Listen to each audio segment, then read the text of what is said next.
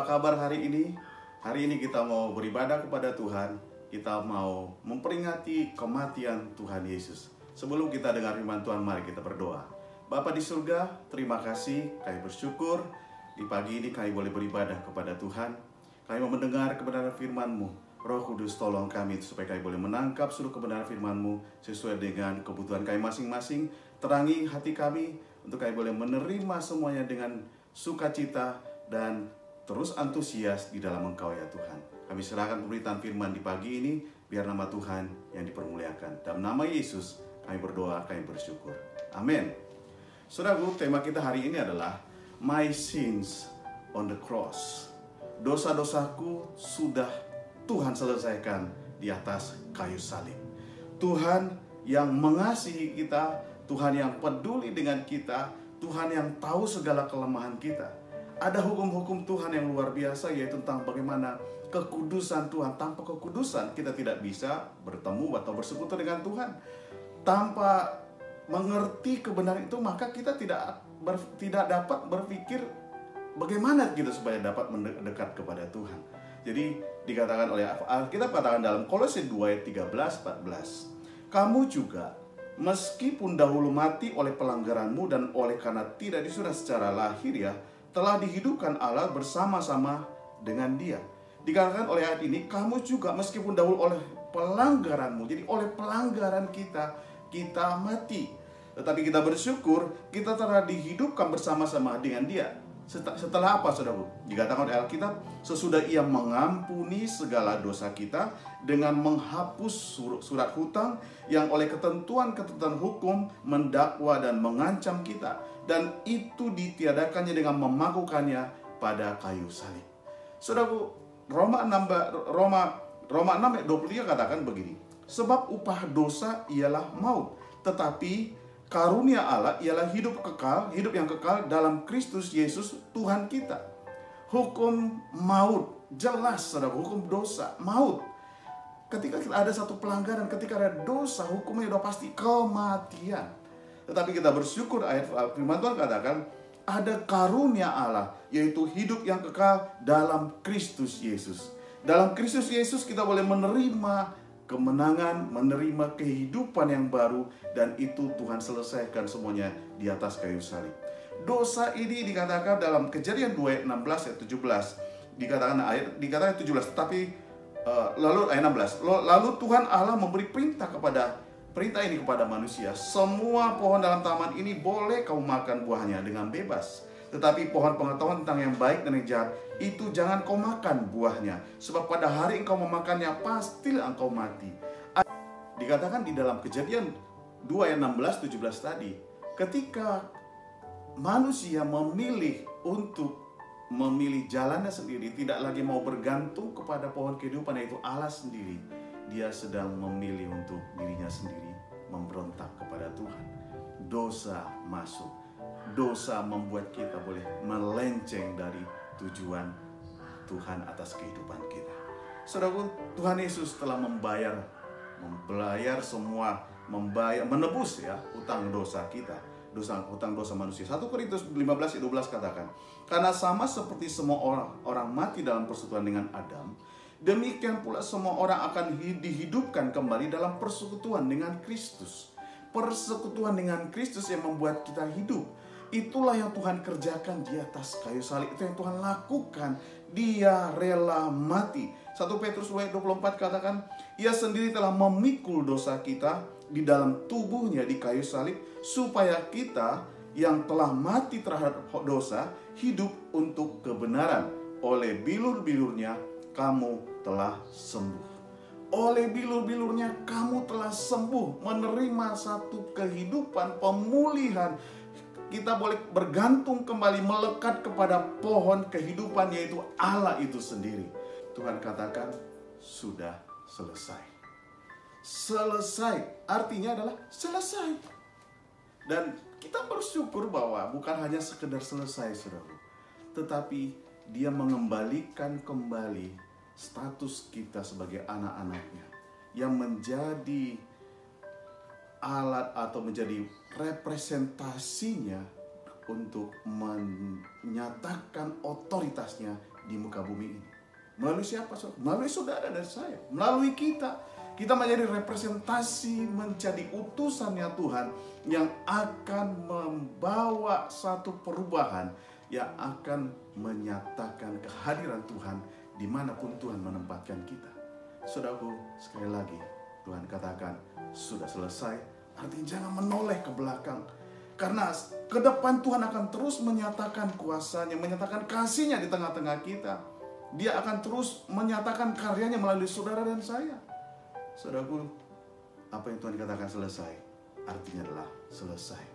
Saudaraku, ada hal yang menarik lagi. Mengapa penting sekali untuk kita mengerti, selain kita menjadi representasinya Tuhan, ada juga bagian-bagian yang Tuhan selesaikan sebenarnya di dalam kehidupan kita.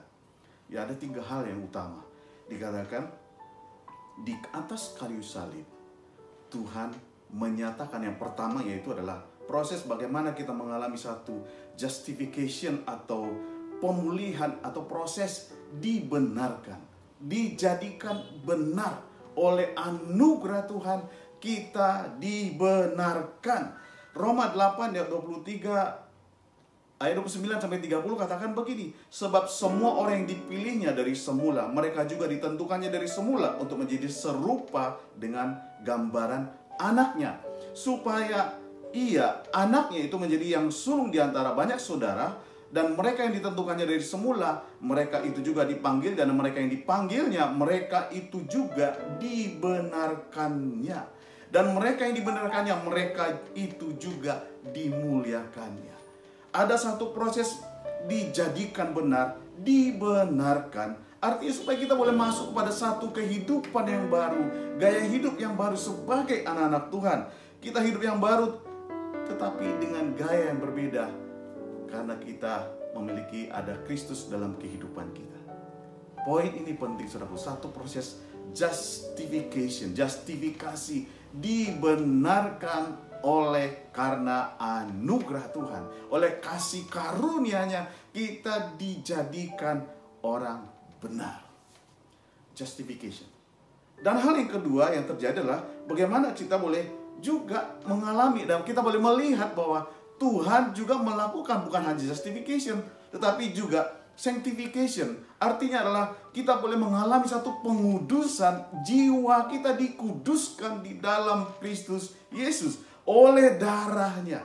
Efesus 1 ayat 7 sampai 8 katakan begini, sebab di dalam Dia dan oleh darahnya, di dalam Dia dan oleh darahnya, kita beroleh penebusan, yaitu pengampunan dosa menurut kekayaan kasih karunia-Nya yang dilimpahkannya kepada kita dalam segala hikmat dan pengertian. Hikmat dan pengertian itu ada dalam jiwa kita. Hikmat pengertian itu terus bertumbuh oleh karena dikuduskan. Ada satu proses sanctification, pengudusan oleh darah Yesus. Oleh darah Yesus kita dikuduskan. Bahkan dikatakan dalam 3 Yohanes 1 ayat 2, dikatakan, saudaraku, dikatakan, saudara-saudaraku yang kasih, aku berdoa semoga engkau baik-baik dan sehat-sehat saja dalam segala sesuatu, sama seperti jiwamu baik-baik saja. Dalam terjemahan bahasa LAI, bahasa Indonesia ini dikatakan baik-baik saja. Tetapi dalam terjemahan bahasa Inggris, kita boleh mengalami jiwa yang makmur, saudaraku. Hati yang berlimpah, jiwa yang murah hati, jiwa yang tenang, jiwa yang boleh meresponi segala sesuatu dengan baik. Tidak perlu takut, tidak perlu khawatir, apalagi tengah-tengah situasi virus yang banyak sekali yang kita sedang hadapi. Pandemi COVID-19 ini menimbulkan satu ketakutan. Kita mengalami bahkan mungkin satu kecemasan, kekhawatiran yang berlebihan atau psikomatik. Satu keadaan psikologis yang sebenarnya belum tentu terjadi, tapi kita mengalami ketakutan itu. Dan kita bersyukur di hari ini kita diingatkan bahwa Yesus menyelesaikan di atas kayu salib. Dia memberikan atau menyatakan satu kenyataan bahwa Dia melakukan pengudusan oleh darah Yesus. Seperti ayat di Efesus tadi katakan, sebab di dalam Dia dan oleh darahnya kita beroleh penebusan. Semoga jiwamu baik-baik saja. Makmur jiwamu, penuh dengan kemurahan hati. Dan jangan berhenti sampai di situ, saudaraku. Jiwamu terus harus bertumbuh seperti dikatakan oleh firman Tuhan dalam Yakobus 1 ayat 21. Sebab itu buanglah segala sesuatu yang kotor, kejahatan yang begitu banyak itu, dan terimalah dengan lembut firman yang tertanam dalam hatimu, yang berkuasa menyelamatkan jiwamu. Terus bertumbuh, terus semakin dewasa di dalam Tuhan, semakin berhikmat, semakin berpengertian dalam segala sesuatu. Dan hal yang ketiga, selain justification tadi, yang kedua adalah sanctification atau sanctifikasi atau pengudusan. Yang ketiga adalah disebut dengan glorification. Kita mengalami dimuliakan. Tuhan memulihkan hidup kita sehingga kita layak menjadi bait-Nya yang kudus. Bait Tuhan, tubuhmu adalah bait Allah. Kita dilayakkan untuk menjadi tempat representasinya Tuhan hadir di muka bumi. Dimanapun kita berada, kita menjadi alatnya Tuhan. 1 Petrus 2 ayat 24 katakan begini. Karena kuasa ilahinya telah, 1 Petrus 2 ayat 24. 1 Petrus 2 ayat 24. Ia sendiri telah memikul dosa kita di dalam tubuhnya di kayu salib, supaya kita yang telah mati terhadap dosa hidup untuk kebenaran. Oleh bilur-bilurnya kamu telah sembuh. Kemudian di 1 Korintus 6 ayat 19-20 katakan, atau tidak tahukah kamu bahwa tubuhmu adalah bait Roh Kudus yang diam di dalam kamu, Roh Kudus yang kamu peroleh dari Allah, dan bahwa kamu bukan milik kamu sendiri, sebab kamu telah dibeli dengan harganya, telah lunas dibayar. Karena itu muliakan Allah dengan tubuhmu. Kita mengalami satu glorification, satu keadaan tubuh kita dijadikan bait Tuhan. Untuk apa, saudaraku? Karena Tuhan mau pakai kita. Tuhan mau kita menjadi generasi-generasi yang fokusnya bukan lagi untuk memuaskan diri kita sendiri, tetapi mengerti bahwa menjadi orang-orang umat Tuhan yang melakukan kehendak Allah, melakukan kehendak Bapa. Makanan utama kita adalah melakukan apa yang berkenan kepada Tuhan, melakukan pemberitaan Injil, melakukan tugas pelayanan kita. Untuk apa kita ada di bumi? Menjadi saksi-saksi Kristus, menjadi representasinya Tuhan. Dan bukan hanya itu, saudaraku, tapi kita terus mau bertumbuh, bahwa ketika kita mengalami glorification ini, jadilah umat Tuhan yang semakin hari semakin mencintai Tuhan, semakin hari semakin cinta Tuhan. Dan itu satu proses yang terus-menerus harus kita bangun, terus-menerus kita harus latih diri kita. Dikatakan untuk kita terus juga memikul salib. Lukas 9:23 katanya kepada mereka, setiap orang yang mau mengikut aku, ia harus menyangkal dirinya, memikul salibnya setiap hari, dan mengikut aku. Apa, saudaraku, tujuannya dari semua ini?